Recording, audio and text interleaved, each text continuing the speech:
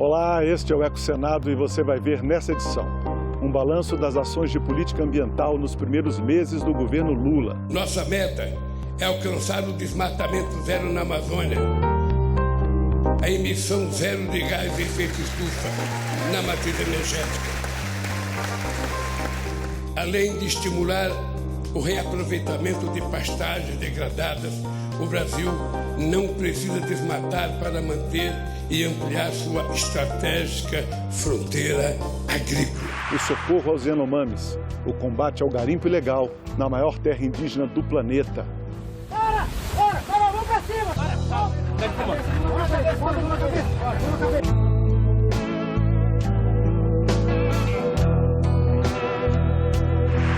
No Ideias Verdes, acompanhe o voo teste do avião totalmente elétrico e uma usina solar em meio às montanhas nevadas na Suíça. Em Washington, nos Estados Unidos, o Alice, um avião totalmente elétrico, fez seu primeiro voo teste que durou cerca de 8 minutos a uma altitude de pouco mais de 1 quilômetro. Quase 5.000 painéis solares foram anexados à barragem do Lago Mutsi, na Suíça, ajudando esta nação europeia sem litoral e marcada pelas grandes montanhas a melhorar sua produção de energia verde. Desastres climáticos causam milhares de mortes e centenas de bilhões de dólares em prejuízos. Até que ponto a culpa é do aquecimento global?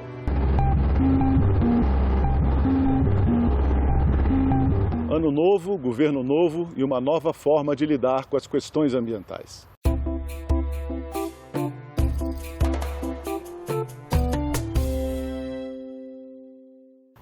Não foi surpresa para ninguém quando o governo Lula fez questão de, desde as primeiras horas de trabalho, traçar uma linha divisória clara em relação ao seu antecessor nas questões ambientais.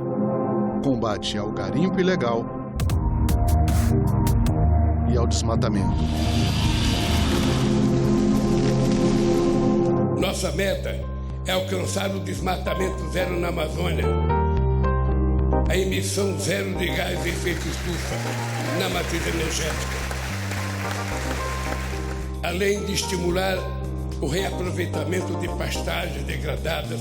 O Brasil não precisa desmatar para manter e ampliar sua estratégica fronteira agrícola. Não é preciso derrubar nenhuma árvore. É só replantar os 30 milhões de hectares de terra degradada que a gente vai poder viver sem derrubar madeira, sem fazer queimada e sem precisar invadir os nossos biomas.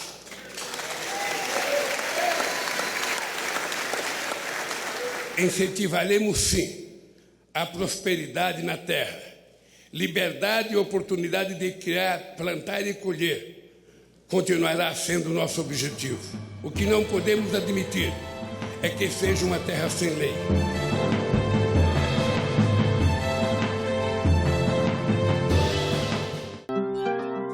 Lula trouxe Marina Silva de volta ao cargo de ministra do Meio Ambiente,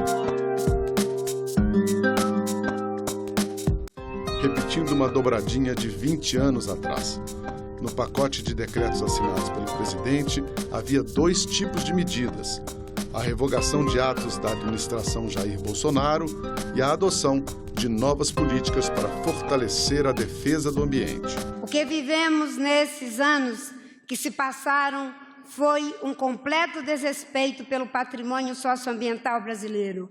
Povos indígenas, quilombolas, sofreram a invasão de suas terras e territórios. Nossas unidades de conservação foram atacadas por pessoas que se sentiam autorizadas pelo mais alto escalão do governo. Boiadas se passaram no lugar onde deveriam passar apenas políticas de proteção ambiental. Primeiro, nunca houve criação de dificuldade para a atuação de fiscalização do IBAMA. Isso foi uma mentira que foi sendo disseminada na imprensa, em órgãos em geral, criando uma narrativa que nunca aconteceu. Nunca aconteceu uma ordem para não destruição de equipamento, nunca houve uma única operação estruturada pelo corpo técnico do IBAMA que tenha sido impedida de ser realizada. Isso tudo não é verdade. O que houve, sim, uma narrativa para querer dizer que o governo, através do IBAMA ou do FUNAI ou de quem quer que seja, estava impedindo as fiscalizações. Muitas das medidas anunciadas por Lula já haviam sido julgadas, no ano passado, pelo Supremo Tribunal Federal, no chamado Pacote Verde. Mais de 13.200 km² de desmatamento. É um conjunto de ações que buscavam anular atos do ex-presidente Bolsonaro na área ambiental. Revogação de um decreto que flexibilizava as leis de combate ao garimpo ilegal, revogação de medidas do governo federal que dificultavam a autuação de crimes ambientais, retomada do plano de ação para prevenção e controle do desmatamento na Amazônia, reativação dos Fundos Nacional do Meio Ambiente e da Amazônia, revisão do Conselho Nacional do Meio Ambiente, no qual a gestão Bolsonaro reduziu a participação popular e ampliou a influência do governo federal. Na estrutura do governo, também foram anunciadas mudanças importantes. A criação da Diretoria da Amazônia e do Meio Ambiente na Polícia Federal. A criação da Procuradoria Nacional de Defesa do Clima e do Meio Ambiente na Advocacia Geral da União. E a mudança no nome do Ministério, que passou a se chamar do Meio Ambiente e das Mudanças Climáticas, além de passar por uma reestruturação. A ofensiva do governo federal na pauta ambiental não parou por aí. Ela incluiu operações contra madeireiros e garimpeiros ilegais, a prorrogação da presença da Força Nacional na Amazônia e a troca de 21 superintendentes regionais do IBAMA, órgão responsável pela fiscalização ambiental e pela aplicação de multas aos infratores. Mas foi na questão indígena que a troca de comando no governo federal apresentou os resultados mais evidentes.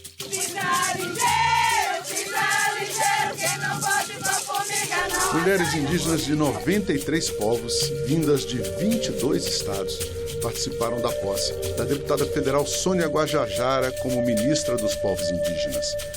E agora a Fundação Nacional dos Povos Indígenas, a FUNAI, será pela primeira vez presidida por uma mulher dos povos originários, a também deputada federal Joênia Wapichana. Para fechar o pacote, antes de completar 100 dias, o novo governo pretende homologar 13 novas terras indígenas que somam 843 mil hectares. Essas terras já haviam sido demarcadas antes de Jair Bolsonaro assumir a presidência. As novas terras devem ser 5 no Nordeste: Otiguara de Montemor, Chucuru Cariri, Cariri Chocó, Aldeia Velha e Tremembé da Barra do Mundaú. 4 na região Norte: Uneiuxi, Rio Gregório, Arara do Rio Amônia e Acapuri de Cima. 3 na região Sul: Morro dos Cavalos, Todo Imbu e Rio dos Índios. E 1 no Centro-Oeste: Cacique Fontoura. Ainda nessa edição do Ecosenado, o socorro aos Yanomamis na maior terra indígena do país. A Comissão de Meio Ambiente do Senado deve colocar em votação, em suas primeiras reuniões do ano, o projeto do senador Jacques Wagner que regulamenta o estratégico setor dos bioinsumos, aqueles produtos, fórmulas ou processos destinados ao uso da produção agropecuária e nos manejos florestais. O parecer do relator, senador veneziano Vital do Rego, é pela aprovação do projeto. Ele apresentou um texto aperfeiçoando a proposta, que terá decisão terminativa na CMA. 10 milhões de hectares, uma área maior que Portugal.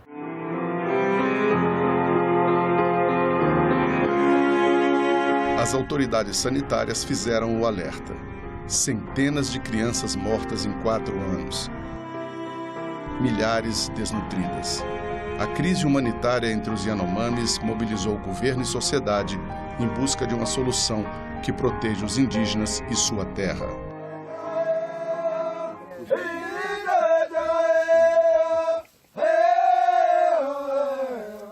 Para ver de perto a situação da população Yanomami, o presidente Lula foi a Roraima com vários ministros, entre eles Sônia Guajajara, dos povos indígenas.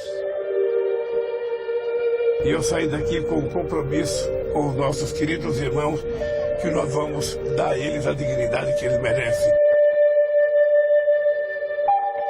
Na saúde, na educação, na alimentação e no direito de ir e vir para fazer as coisas que eles necessitam na cidade. É simplesmente isso que eu vim fazer aqui. Nós vamos levar muito a sério essa história de acabar com qualquer garimpo ilegal. E mesmo que seja uma terra que tem autorização da agência para fazer pesquisa, eles podem fazer pesquisa sem destruir a água, sem destruir a floresta e sem colocar em risco a vida das pessoas que dependem da água para sobreviver. Já está mais do que comprovado que a raiz de toda essa situação é o garimpo ilegal. São 30 mil pessoas Yanomamis e 20 mil garimpeiros. Imagina, é um cerco ali aos indígenas dentro do próprio território. Lá em Roraima, o presidente Lula conversou diretamente com o governador, e falou: nós vamos juntos acabar com esse garimpo, nós vamos tirar todos os garimpeiros e você tem a responsabilidade de ajudar nisso. O presidente Lula falou diretamente para ele e ele estava ali concordando. O Senado criou uma comissão externa para acompanhar a crise. Os senadores da bancada de Roraima lamentaram a situação vivida pelos indígenas, mas também pediram medidas de socorro aos garimpeiros e até o pagamento de um auxílio financeiro. Viemos para ajudar nessa solução e colocar uma forma de apoiar, logicamente, os Yanomamis, mas também dar um apoio para os garimpeiros, porque eles são, sem dúvida nenhuma, brasileiros e eles precisam também do nosso apoio. O garimpeiro que está lá não é bandido, é pai de família, trabalhador. Não somos de maneira nenhuma a favor do garimpo que está acontecendo, mas os garimpeiros que trabalham lá, esses homens de bem, merecem de nós todo o respeito.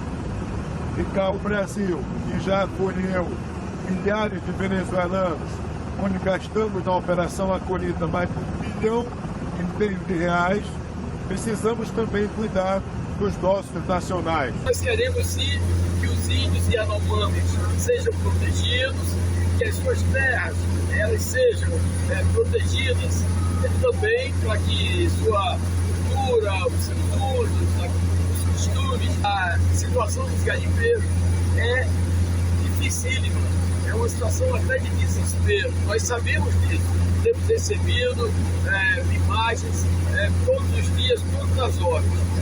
Como é que eles vão fazer para serem evacuados? Nós não podemos esquecer que a questão principal é o fato de que nós tivemos uma etnia, nós tivemos uma comunidade onde houve, sem dúvida, um processo de absoluta, total e completa omissão, levando à morte de mais de 500 crianças, levando à desnutrição, levando a uma situação que, na visão inclusive de organismos internacionais, se tratou de um genocídio. Então, é importante lembrar que o motivo da operação é para preservar aquilo que a Constituição define, a lei define, e para proteger uma população vulnerável. Em fevereiro, operações da Polícia Federal e do IBAMA nas terras Yanomamis destruíram equipamentos e instalações usados pelos garimpeiros, inclusive um avião e um helicóptero. Em julho do ano passado, 21 instituições federais participaram da operação Guardiões do Bioma, Terras Indígenas, contra o garimpo ilegal. Mas mesmo assim, a atividade continuou crescendo. Nos planos da comissão do Senado estão viagens a Roraima para ouvir a população afetada e as autoridades locais. Vão ser feitas visitas a hospitais, inclusive à Casa de Saúde Indígena.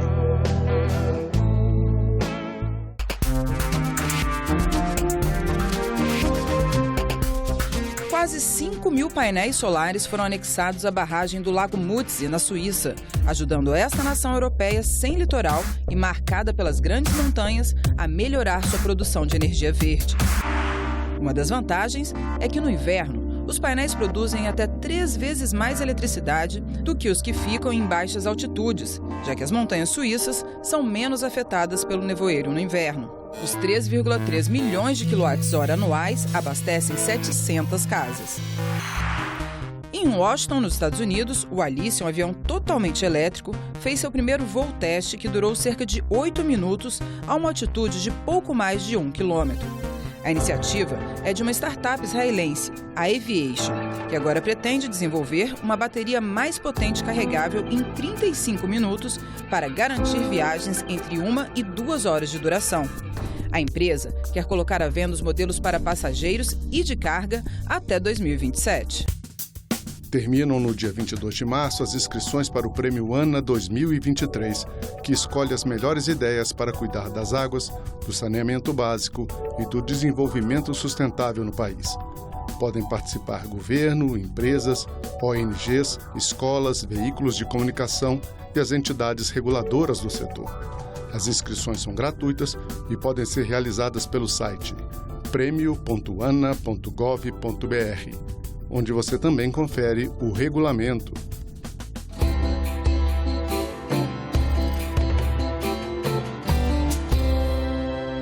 Em janeiro desse ano, a extensão combinada do gelo marinho do Ártico e da Antártida foi a mais baixa já registrada para esse mês. Os dados foram divulgados pelo Serviço Europeu de Mudanças Climáticas Copérnicos e o Centro Nacional de Dados de Neve e Gelo dos Estados Unidos. A extensão do gelo marinho é um dos indicadores climáticos usados pela Organização Meteorológica Mundial em seus relatórios sobre o estado do clima global. O Serviço Europeu Copérnicos ressaltou que, apesar de preocupante, o resultado de janeiro não significa necessariamente uma tendência e pode ter sido causado por uma variabilidade relacionada ao clima. O Ártico está aquecendo 2 vezes mais rápido que a média global. E esse é um problema realmente muito grande, porque essas águas fornecem, abastecem rios, né, o gelo das montanhas, e no caso das geleiras mantém digamos assim, a estabilidade do clima no planeta. Quais desastres naturais realmente podem ser atribuídos às mudanças climáticas? Em que situações a natureza é vítima ou autora de um evento que ameaça a segurança humana? 19 de fevereiro de 2023, um domingo de carnaval. O litoral norte de São Paulo é castigado pelo maior volume de chuvas já registrado no país. 683 milímetros caíram em 24 horas. Mais do que o esperado para 2 meses de verão. Bertioga e São Sebastião foram as cidades mais atingidas. Dezenas de pessoas morreram, milhares ficaram desabrigadas. Os climatologistas não têm dúvida. Trata-se de um desastre relacionado ao aquecimento global, cujas consequências foram amplificadas pela ação e omissão do homem. Ya tem estudios, y eso es lo que nos llamamos atribuición de causas, feitos en diferentes lugares del mundo, incluyendo aquí no Brasil, donde dicen que aquella chuva intensa que geró un desastre que mató 57 pessoas, por exemplo, em janeiro, em Belo Horizonte, Minas Gerais, teve uma influência humana. Ou seja, não poderia ter acontecido sem a influência humana. Ou seja, aos poucos começam a aparecer já casos, eventos que já são estudados e que dizem a influência humana foi dominante neste caso. No caso do litoral paulista, relatórios técnicos já indicavam há pelo menos 5 anos que milhares de moradias estavam em áreas de risco e deveriam ser removidas. Um temporal é algo extremamente perigoso para casas construídas em encostas de montanhas que foram desmatadas. A gente já tem visto como, se a gente não cuidar dos ecossistemas, vamos ter impactos graves. Uma enchente, um deslizamento, uma cheia, uma intensidade de chuva não vista naquela zona na história tem causado isto. É certo que a gente, se tiver cuidado a natureza, não ter cortado, deforestado aquela zona, pode ser que a gente não ter construído em zonas que são vulneráveis à natureza. Mas o que está claro é que todos vamos pagar um preço muito alto se a gente não integra todas estas considerações ambientais na tomada das decisões. Esses desastres climáticos são, por causa disso, tragédias anunciadas. muitas vezes nem a ação rápida da Defesa Civil consegue minimizar seus efeitos devastadores. A ideia é que com o trabalho do CEMADEM, que foi criado depois do desastre da Sierra del Rio em janeiro de 2011, o número de vidas perdidas ou propriedades seja o mínimo possível. E digo o mínimo porque é impossível reduzir o número a zero. Talvez porque a população não tem essa percepção de que um desastre, uma chuva intensa gera um desastre que pode matar pessoas. Então, essa é outra parte que CEMADEM também trabalha, é criar essa percepção de risco nas escolas, na população e nos governos, não? Porque não adianta fazer uma previsão, a Defesa Civil evacuar as pessoas e depois alguém vem aí na noite escondido, volta para casa para pegar documento, pegar o gato, o cachorro e termina morrendo como consequência do desastre. Longe de ser uma exceção, o que aconteceu no litoral paulista já está se tornando a regra. O Brasil tem sempre figurado nas listas de países com mais vítimas e maiores prejuízos causados pelos desastres climáticos. Eu penso que o problema que aconteceu em São Sebastião e no litoral norte de São Paulo nos mostrou a necessidade de termos assim uma articulação grande entre construção de casas, adequação de casas, encostas, turismo, um trabalho interministerial, intersecretarial, em termos de municípios e estados, a favor de uma segurança muito maior para todas essas pessoas. Um trabalho preventivo nesta área, como se faz com as áreas mais importantes, transporte, saúde, segurança pública, a profilaxia vai garantir, porque nunca vai parar de chover, não é? O mundo, a gente hoje já não sabe mais que dia que é, quando que é verão ou quando que é inverno, não é? É preciso que haja uma visão muito definida nesse sentido, de maneira a trabalhar o preventivo, não é? E educação à população, no sentido de que a população possa cooperar. Um relatório elaborado pela Organização Britânica de Socorro Christian Aid listou os 10 desastres climáticos do ano passado que causaram pelo menos 3 bilhões de dólares em prejuízos.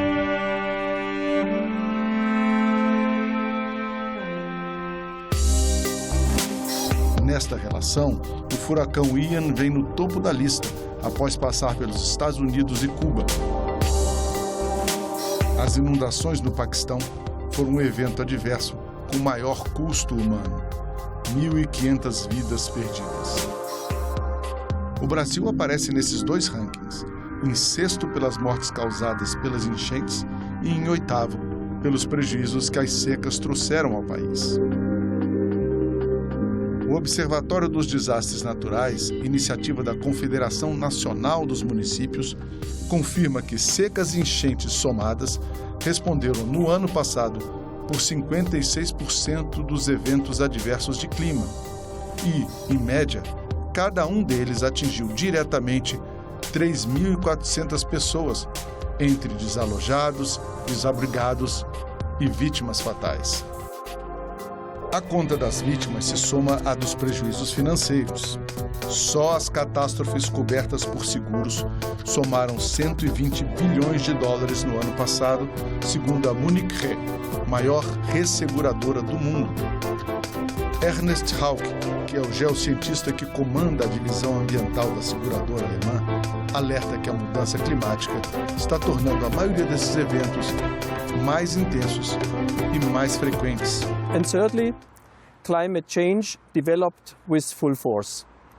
We have seen record temperatures in excess of 40 degrees centigrade in Germany and across many European regions. Also in London, the 40 degrees were exceeded. Climate science, climate attribution science is telling us that in the future, climate change will lead to more frequent and more intense weather-related events.